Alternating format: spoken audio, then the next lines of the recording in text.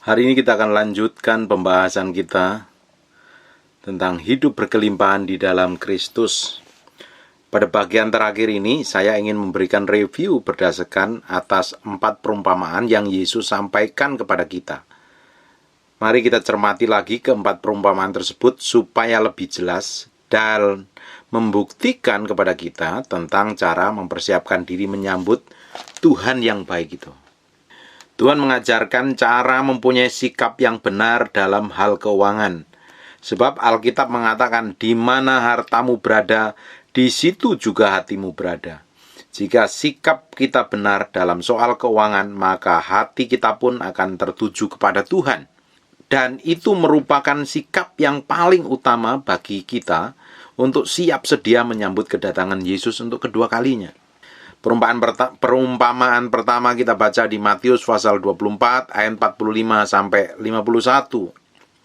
Siapakah hamba yang setia dan bijaksana, yang diangkat oleh tuannya atas orang-orang yang memberikan mereka makanan pada waktunya? Berbahagialah hamba yang didapati tuannya melakukan tugasnya itu ketika tuannya itu datang.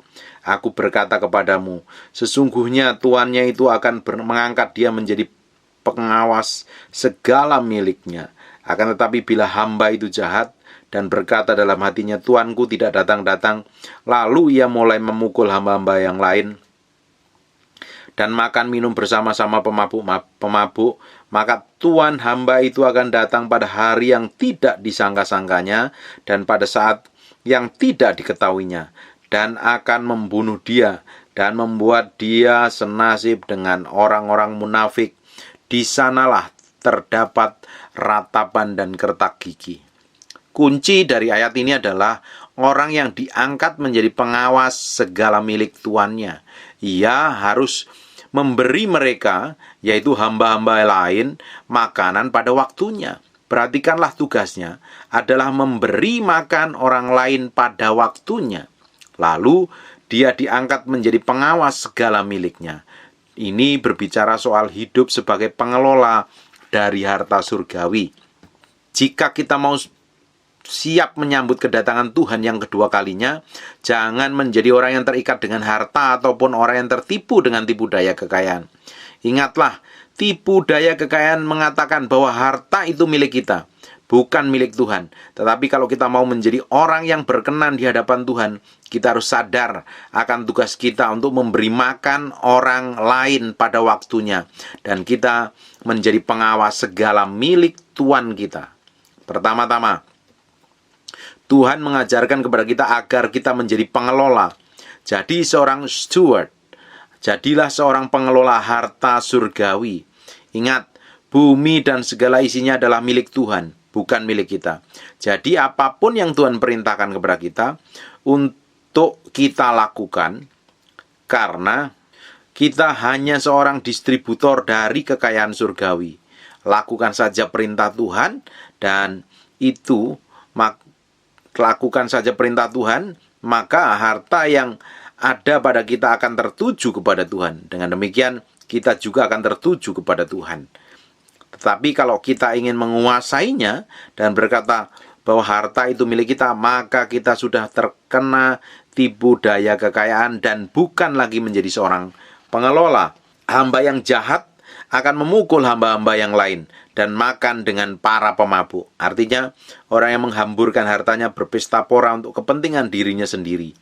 Tuhan akan tetap memberkati setiap pengelola yang baik, supaya Tuhan dalam keadilannya membuktikan bahwa setiap orang yang dia percaya pasti hidupnya diberkati.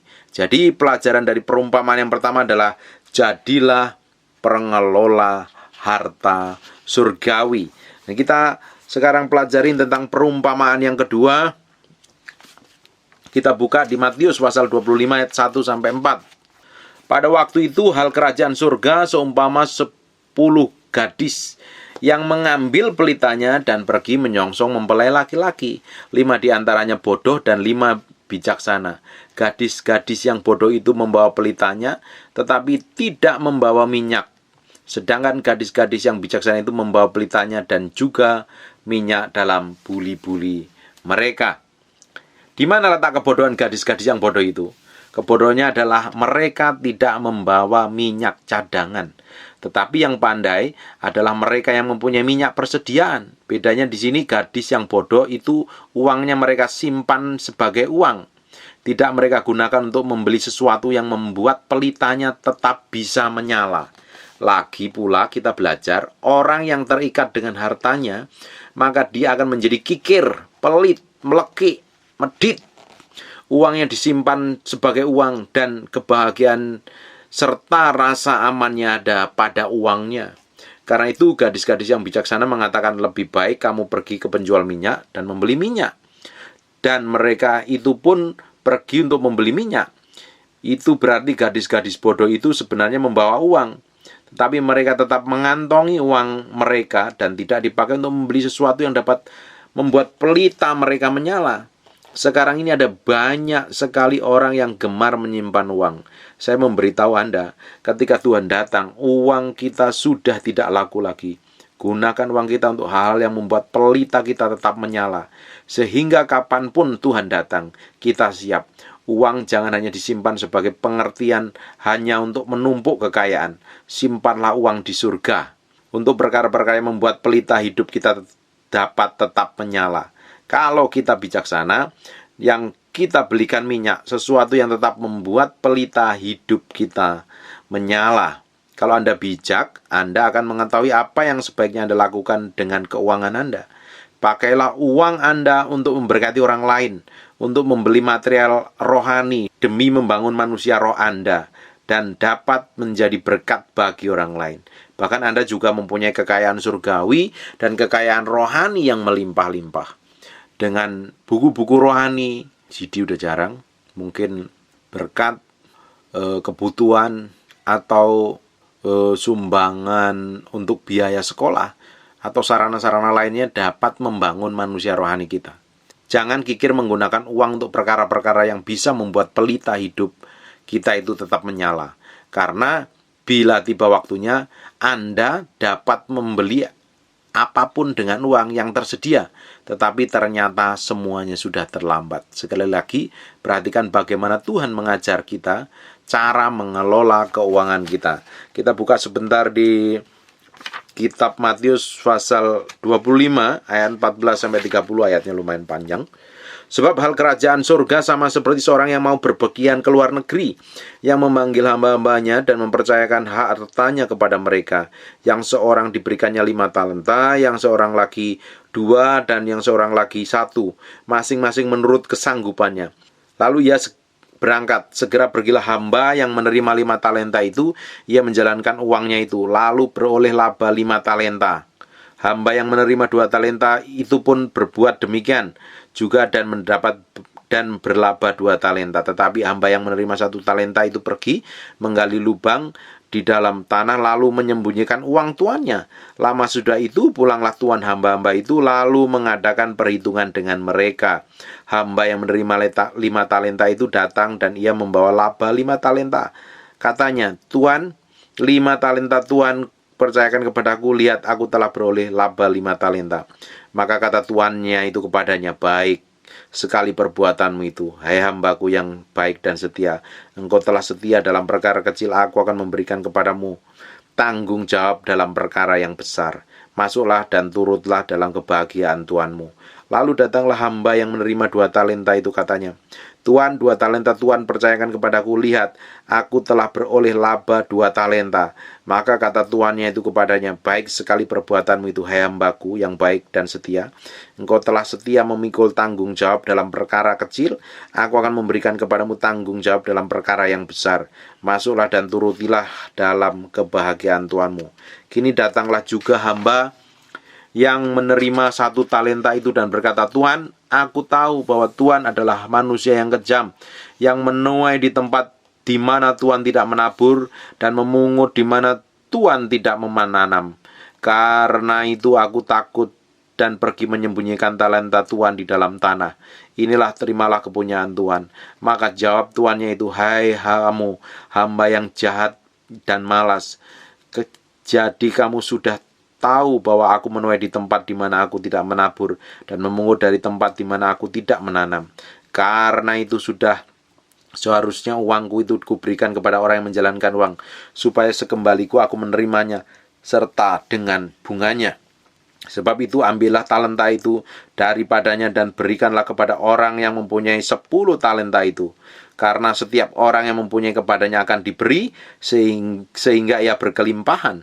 Tetapi siapa orang yang tidak mempunyai apapun yang ada padanya akan diambil daripadanya. Dan campakkanlah hamba yang tidak berguna itu ke dalam kegelapan yang paling gelap. Di sanalah akan terdapat ratap dan kertak gigi. Perhatikan Bapak Ibu bahwa perikop ini berbicara soal keuangan. Talenta yang dibagikan ada 2, 5, dan 1. Ketika dibagikan, tetap saja talenta itu milik tuannya. Karena itulah ketika tuannya pulang, maka sebetulnya talenta itu sudah harus dikembalikan dan dipertanggungjawabkan kepada sang tuan. Kalau diberikan sebagai milik Anda, maka tidak perlu dipertanggungjawabkan. Tetapi kalau hanya diserahkan untuk dikelola, maka harus dikembalikan dan dipertanggungjawabkan kepada empunya. Perhatikanlah bahwa hamba yang jahat tidak mendapat apa-apa ketika tuannya pulang. Perhatikan ayat 24 dan 25. Sementara kita tetap melihat hal ini sebagai soal pengelola keuangan, katanya, Tuan, aku takut nanti engkau merampok hasil kerjaku. Inilah sikap yang salah. Seringkali kita memberikan persembahan namun merasa dirampok oleh Tuhan. Ingatlah, kitab Ulangan mengatakan bahwa bukan karena kekuatan tangan kita memperoleh kekayaan. Justru dialah yang memberi kita kuasa untuk memperoleh kekayaan. Jadi bukannya Tuhan yang merampok kita. Ingat bahwa semua milik Dia. Kita hanya pengelola yang baik miliknya. Itu bukan hasil susah payah kita dan bukan milik kita. Hamba yang jahat itulah yang bersalah ketika dia berkata, Tuhan, aku takut engkau merampok hasil kerjaku. Lalu ada banyak orang mengatakan lebih baik tidak usah berbuat apa-apa. Toh akan diminta Tuhan lagi. Saya katakan itu adalah cara berpikir yang salah. Sebab segala sesuatu berasal dari Dia, dan adalah milik Dia, dan memberkati adalah Dia juga. Buka sebentar di Matius 25-29. Karena setiap orang yang mempunyai kepadanya akan diberikan sehingga ia berkelimpahan. Tetapi siapa yang tidak mempunyai apapun juga yang ada padanya akan diambil daripadanya. Perhatikan kembali.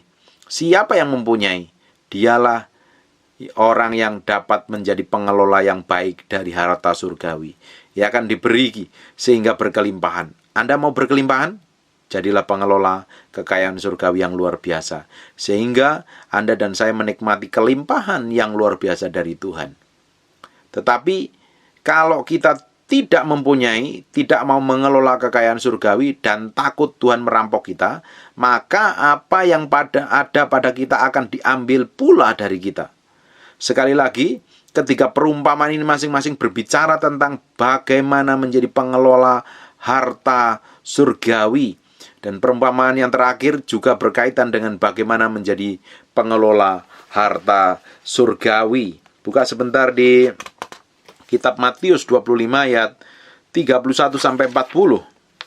Apabila Anak Manusia datang dalam kemuliaannya dan semua malaikat bersama-sama dengan Dia, maka Ia akan bersemayam di atas tahta kemuliaannya. Lalu semua bangsa akan dikumpulkan di hadapannya, dan Ia akan memisahkan mereka pada seorang, sama seperti gembala memisahkan domba dari kambing, dan Ia akan menempatkan domba-domba di sebelah kanannya dan kambing-kambing di sebelah kirinya.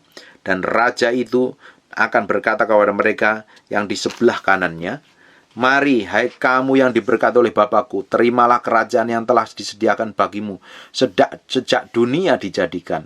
Sebab ketika aku lapar, kamu memberi aku makan. Ketika aku haus, kamu memberi aku minum. Ketika aku seorang asing, kamu memberi aku tumpangan. Ketika aku telanjang, kamu memberi aku pakaian. Ketika aku sakit, kamu melawat aku. Ketika aku dalam penjara, kamu mengunjungi aku. Maka orang-orang benar itu akan menjawab Dia. Katanya, Tuhan, bila manakah kami melihat Engkau lapar dan kami memberi Engkau makan, atau haus dan kami memberi Engkau minum?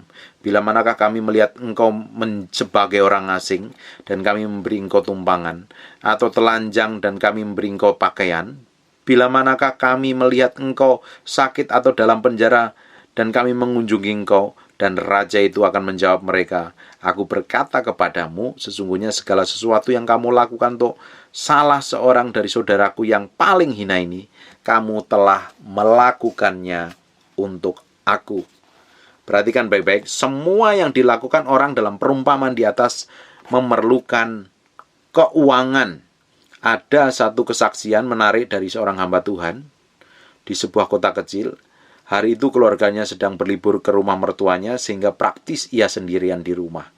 Ketika dia sedang makan pagi dan rekan-rekan pendetanya di sebuah restoran kecil di kotanya, ada seorang pengemis yang masuk ke restoran itu dan meminta makan. Oleh pelayan itu ia tolak, karena pengemis itu tidak mempunyai uang untuk membeli makanan. Pendeta ini tergerak hatinya oleh belas kasihan. Kemudian dia mendatangi pelayan dan bertanya, "Kenapa orang tua miskin tadi?" Pelayan itu mengatakan, "Ia minta makan, dan kami tidak bisa memberi dia makan, kecuali dia bisa membayar." Pendeta itu berkata, "Kalau aku yang bayar, bolehkah dia tetap makan?" Pelayan berkata, "Kalau Bapak mau bayar, silahkan. Bapak yang bayar dan dia boleh makan." Pendeta itu keluar dan menjumpai orang itu dalam keadaan lapar. Katanya, "Kamu ingin makan?" Pengemis itu berkata, "Ya." Kemudian pendeta itu berkata, "Mari masuk, Pak. Biar aku yang membayar tagihan makananmu. Apapun yang kamu mau, aku akan membayarnya." Orang itu berterima kasih dan ia pesan makanan. Lalu pendeta itu berkata, "Izinkanlah aku kembali ke mejaku, karena sebentar lagi ada doa dengan teman-temanku." Pengemis itu berkata, "Oh iya, silakan, terima kasih." Sekian menit kemudian pendeta itu kaget. Makanan di meja tersedia di atas dalam keadaan utuh, tetapi orangnya tidak ada. Dia berpikir pasti pengemis itu sedang ada di toilet. Setelah sekian menit ditunggu, orang itu tetap tidak ada. Ketika ditanya kepada pelayan, mereka berkata, "Kami tidak tahu. Setelah kami hidangkan makanan, kami tidak melihat dia lagi." Akhirnya sampai acara selesai, orang itu tidak memakan apa yang sudah dipesannya. Malam harinya pendeta itu sendirian dalam kamar, berdoa dan menyembah Tuhan. Dia membaca Alkitab. Tiba-tiba ketika ia sedang berdoa, dia merasa ada orang yang membuka pintu kamarnya.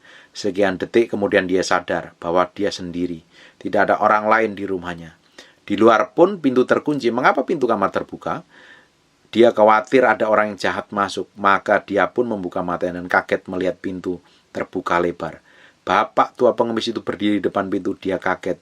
Belum sempat berbicara apa-apa, pengemis itu berkata dengan senyum yang luar biasa. Dia berkata, "Aku lapar dan kamu memberi aku makan." Dan orang itu hilang dari pandangannya. Rupanya Tuhan mengirim malaikatnya dan tanpa sadar pendeta itu telah menjamu seorang malaikat. Hamba Tuhan itu bersaksi, dalam waktu singkat gereja yang digembalakannya berkembang luar biasa dan banyak orang dikirim dan menjadi jemaatnya. Luar biasa sekali. Gunakanlah harta Anda untuk membuat sesuatu yang berkenan kepada Tuhan. Jadilah domba bukan kambing, dan Tuhan pasti akan memberkati Anda. Dan saya percaya apa yang kita bahas selama 30 hari berturut-turut akan membukakan mata hati Bapak Ibu semuanya, dan kita akan menjadi orang-orang yang termasuk dalam bilangan yang menjadi berkat dan menjadi pengelola Tuhan. Akan menjadi saluran pipa yang menjadi memberkati banyak orang. Dan kita siap ketika Tuhan datang kedua kali, dan saya percaya Tuhan campur tangan secara ajaib dan dahsyat dalam kehidupan kita. Kita akan siap menjadi mempelai Kristus yang diangkat di awan-awan permai, menjadi hamba kesukaan Tuhan, menjadi hamba yang difavoritkan Tuhan. Amin. God bless you.